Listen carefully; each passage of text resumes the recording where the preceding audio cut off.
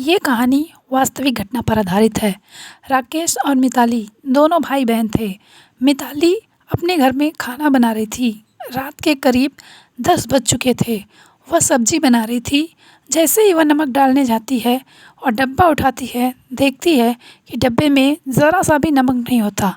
वह अपने भाई के पास आती है, बोलती है, भाई अब मैं क्या करूं? नमक तो है ही नहीं। आज हमें बिना नमक के ही सब्ज़ी खानी पड़ेगी लगता है। तो उसका भाई बोलता है, क्या हुआ? तो वो बोलती है कि नमक है ही नहीं। तो वो बोलता है, ठीक है मैं जा रहा हूँ, दुकान से नमक लेकर आऊँगा।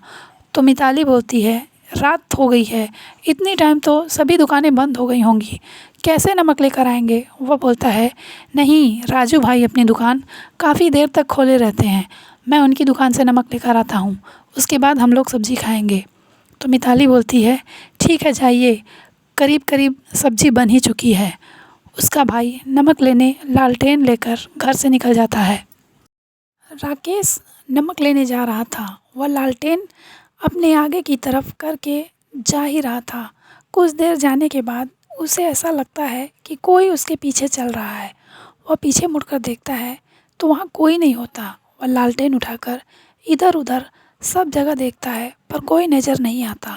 तो वह सोचता है कि शायद मेरा भ्रम होगा। फिर वह जाने लगता है। कुछ देर जाने के बाद उसे फिर ऐसा लगता है कि कोई उसके पीछे चल रहा है।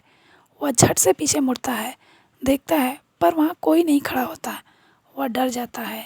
तभी अचानक से एक खतरनाक चेहरे वाली औरत उसके सामने आकर खड़ी हो जाती है। वह देखकर एकदम डर जाता है। वह जिधर जिधर अपनी नज़र घुमाता, वह औरत उसे वह उधर उधर नज़र आती थी। डर के मारे उसके हाथ से लालटेन छूटकर गिर जाती है। वह भागता हुआ जल्दी से राजू भाई की दुकान पर जाता है और वहाँ से नमक लेता है। नमक लेकर वह भागते हुए अपने घर पर आ जाता है। आकर अपनी बहन को नमक देता है। उसके घर वाले उसको देखते हैं तो बोलते हैं, तुम्हारी ये हालत कैसे हुई?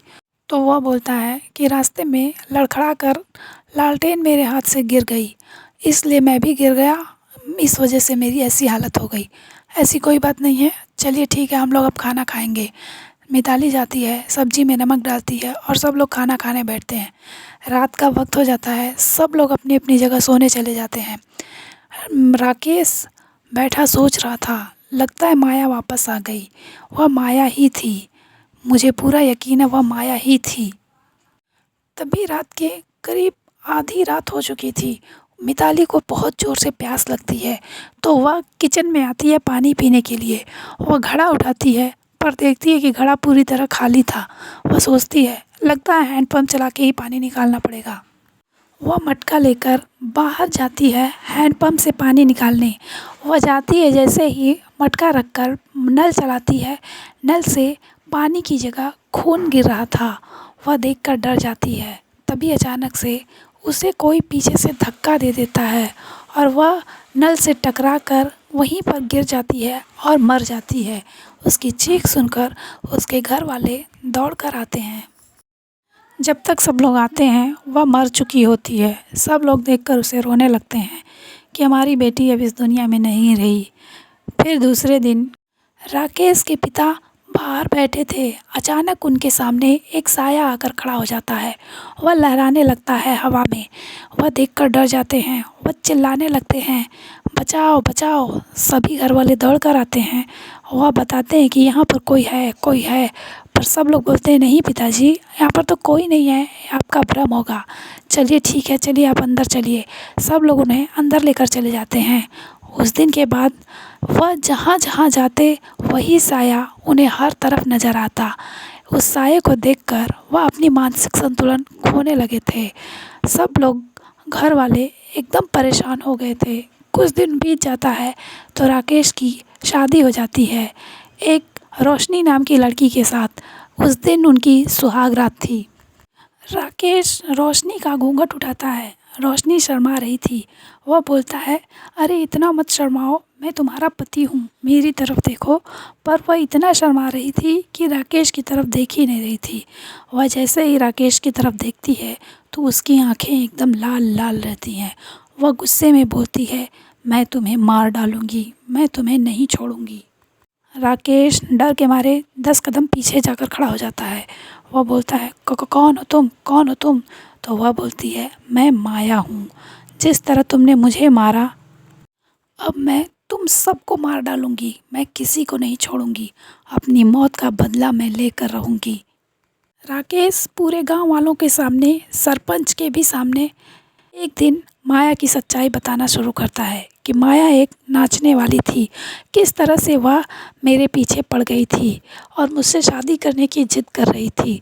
मैं उससे शादी नहीं करना चाहता था, इसलिए कि एक नाचने वाली को कोई बहू के रूप में स्वीकार नहीं करेगा, इसलिए मैं भी उसके साथ सिर्फ नाटक कर रहा था प्यार करने का।